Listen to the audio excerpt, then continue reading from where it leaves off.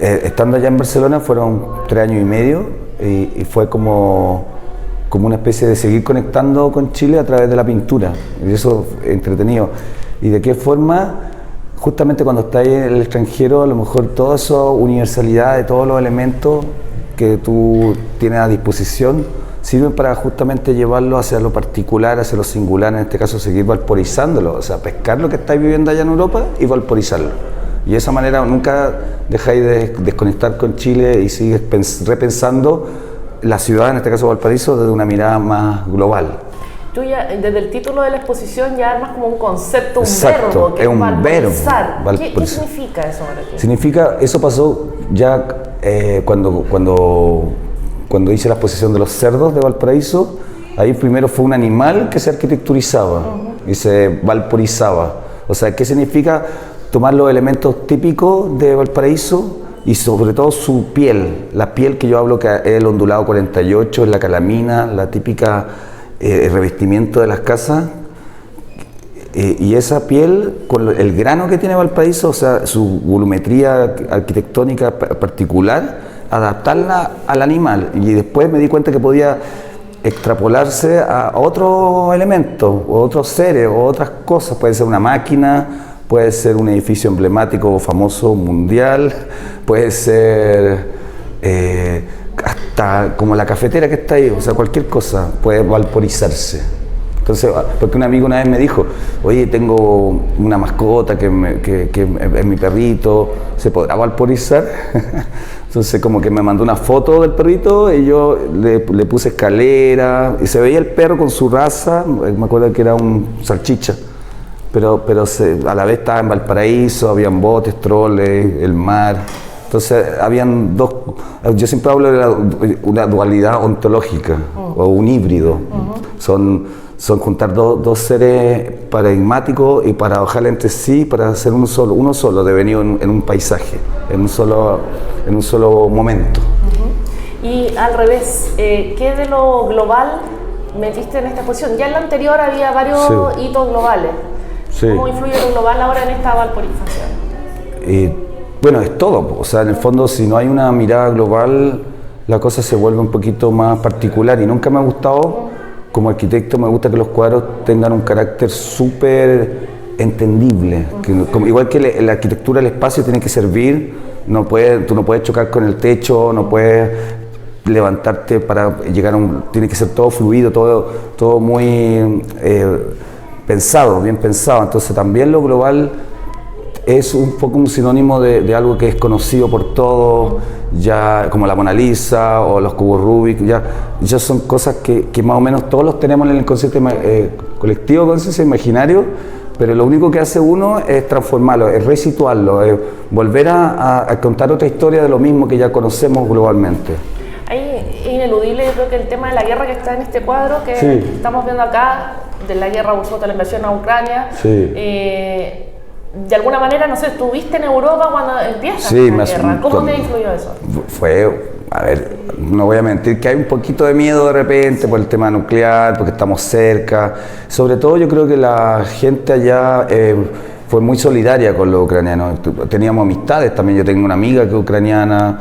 Entonces, si bien no se conversa en forma directa de la guerra, pero sí se deja entrever ciertas posiciones, en el ambiente hay como un dejo de tristeza frente al tema. Entonces, era obvio que como un pintor uno no puede abstraerse de lo que está pasando y siempre dejar una huella del tiempo también. Uno es alguien que tiene que ser hijo de su tiempo, contemporáneo.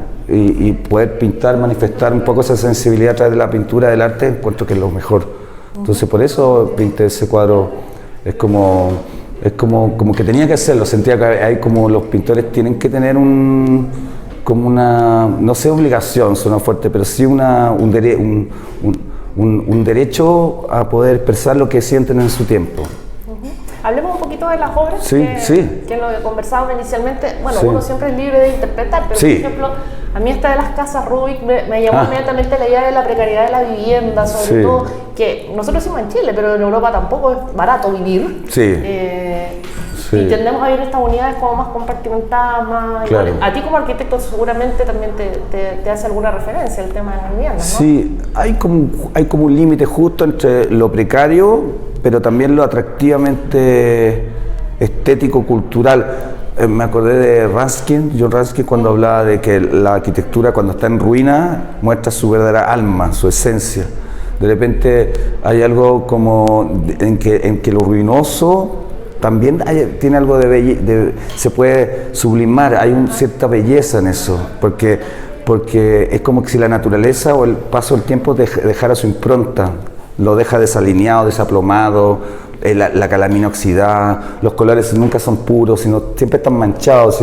A mí me gusta que las cosas estén así, como en un estado no de perfección nueva, sino que de la perfección atractiva que genera el paso del tiempo y los accidentes, los terremotos, la lluvia inclemente, el viento, incluso el vandalismo también.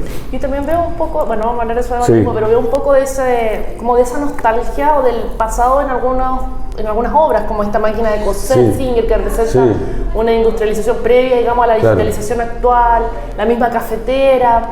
Claro. Un poco me acordaba unas palabras que comentaba un amigo escritor el otro día, que me decía que la posmodernidad nos ha hecho reciclar el pasado, la nostalgia ya es parte de nosotros, ya no es como lo tiramos atrás, sino que lo ponemos. Me gustaría que hablara un poco de eso, porque son imágenes como bien retro, si uno quisiera, ¿no? Elementos. Claro, me gustó lo que dijiste de posmodernidad. Justamente yo creo que en arquitectura, yo soy muy crítico a la arquitectura postmoderna, porque ahí se echó a perder todo.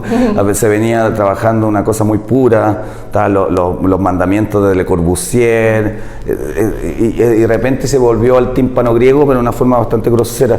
El edificio más emblemático postmoderno es el Congreso Nacional. ¿Para qué hablar de sus pilares, sus columnas con esos capiteles que están reducidos a la mínima expresión, pero también son muy toscos? Y yo creo que los cuadros también hay un poco de querer volver a hacer una arquitectura en base, pero siempre respetando los elementos esenciales, las formas. Y en ese sentido es como quedarse más en la esencia, no sumarle más ni agregarle más cosas.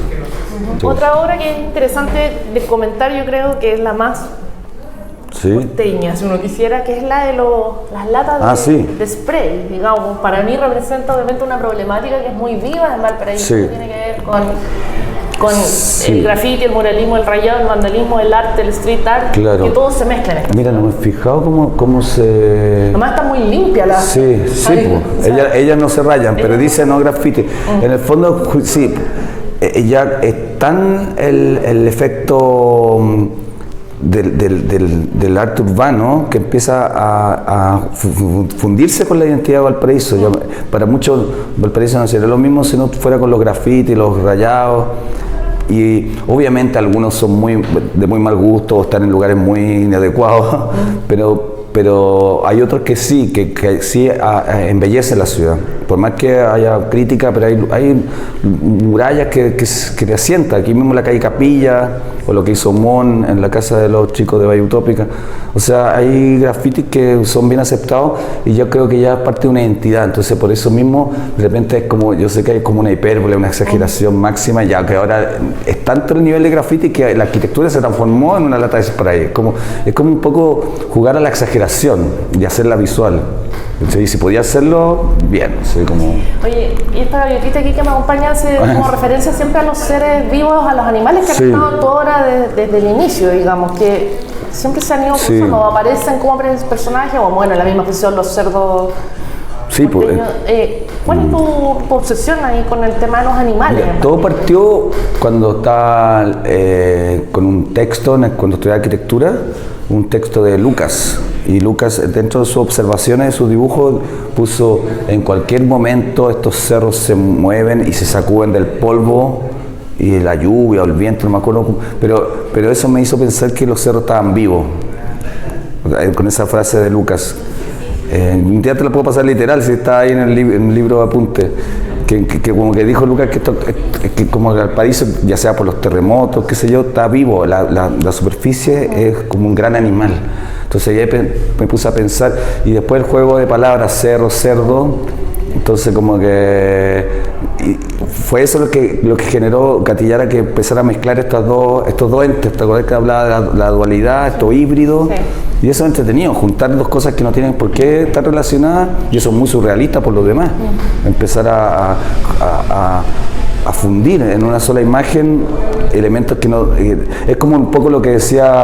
¿Quién decía eso? ¿Duchamp o Breton? Que decía, es tan bello como una máquina de coser, fue un paraguas en una mesa de disección, cuando se referían al surrealismo pre-dadaísta, ya como que... es como los niños también hacen eso, juntan cosas que no tienen por qué estar juntas en una... y ahí se genera algo nuevo. Ahí viene es como autopoyético también, como pintura poiesis se podría decir. Mucha gente califica todo ahora como surrealista. ¿Tú te consideras surrealista o heredero de la tradición surrealista, hermano? Sí, porque sobre todo lo que dije en la inauguración, el surrealismo más que un estilo pictórico, que incluso algunos lo anuncian desde el manifiesto, que está en principio del siglo pasado. Pero yo diría que es más antiguo, desde el Bosco podría pensar, incluso los pintores manieristas, pero yo diría que más que eso es una constante existencial. O sea, nosotros a veces cuando soñamos, desde que el humano es humano, ha tenido sueños oníricos, entonces el surrealismo lo valoran que es más que un estilo pictórico, sino que es parte de nuestra trascendencia como seres humanos. Siempre, o sea, estamos viviendo en la imaginación también. No siempre estamos pensando en lo real, estamos viendo algo, pero un atardecer, pero también a veces eso mismo nos lleva a imaginar otras cosas. Tú siempre pintas con acrílico, ¿no? Sí, sí. ¿Has ido como dando siempre esa técnica? ¿Por qué? No creo que te haya visto ahora, ¿no? Sí, eso, a ver, yo cuando llegué a Barcelona llegué con una caja de óleos con todos los materiales, pero como estaba compartiendo piso con otras personas y los cuadros tenía que a veces pintarlo un poco más rápido, me empecé a encariñar con el acrílico por lo mismo, por ser menos invasivo. Si al final, yo sé que hay un romanticismo con el óleo, pero el acrílico es lo mismo, pero los mismos pigmentos que se mezclan con agua. O sea, al final es tan valioso el acrílico como el óleo. No sé, pero yo sé que hay como tiene mejor presa el óleo, por tradición. Pero es exquisito el acrílico. Sobre todo, que a mí me pasa que me gusta apoyar la mano a los cuadros. Y con el óleo dejáis la escoba, vos tenéis que usar el famoso tiento, que es el palito. Entonces con el acrílico no, pues ya se secó, entonces tú apoyas la mano y podías tener mejor pulso. Oye, no quiero parecer provinciana, pero... No, ¿qué es para un artista sudamericano que relacionarse con el arte contemporáneo europeo, uno, y dos, si planeas volver? Sí, de todas maneras planeo volver, no sé cuándo. Yo creo que así como aparece el símbolo en el cielo de Batman, yo creo que hay como un llamado que dice ya, este es el momento de volver. Pero sí, o sea, de todas maneras, creo que lo que pasa es que lo importante son etapas, y me di cuenta que también tú ya creas, tu pintura es la que viaja, a veces no necesariamente el artista es el que tiene que viajar, la pintura es la que se vuelve universal, se le encanta subirse meterse dentro de un tubo y viajar en un avión y llegar, y tú podías estar en una isla, incluso yo podría irme a una isla y vivir ahí perfectamente y mandar los cuadros por DHL y se acabó el tema.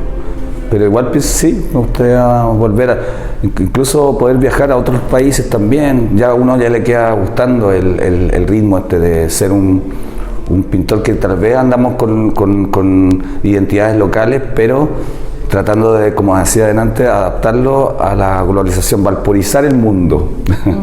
Valporizar si voy a Australia y me quedan gustando los canguros, habrá que valporizar un canguro o un koala. ¿Sabes? No, eso no quita que, por lo mismo, eso hace que sea más entretenido viajar, poder conocer y valporizar esas cosas que conoces. Sí, por eso digo, cuando una pintura no se explica pasa a ser un objeto de decoración. Sí. Entonces cuando se explica, tú ya tienes como una especie de, ¿cómo se podría decir? como cuando hay complicidad con la obra. Ya hay un trasfondo que tú ya tienes como... se genera un valor intelectual en sí mismo. Más profundo, no queda todo. A mí me pasa mucho que he ido a varias. No es solo un estilo, ¿no? Sí, he ido a varias exposiciones y siempre, no es que quiera dejar mal a los colegas, pero me cuesta a veces entender que cómo explican su obra a los artistas, les cuesta explicar su trabajo muchas veces. O porque a lo mejor trabajan todavía, no sé, por la pintura a mí nunca me ha parecido muy bien, aunque la respeto, pero eso es que trabajan la mancha, la textura. Ya no, está bien, pero lo mío más como resultado, la imagen en sí. Eso es lo que me interesa, no que haya la paleta Amberes, no estoy ni ahí con la paleta Amberes. Una cosa que se me olvidó preguntarte, pero una curiosidad mía como espectador, nomás que la figura humana nunca te pudo, creo, hacer figura humana, tal vez.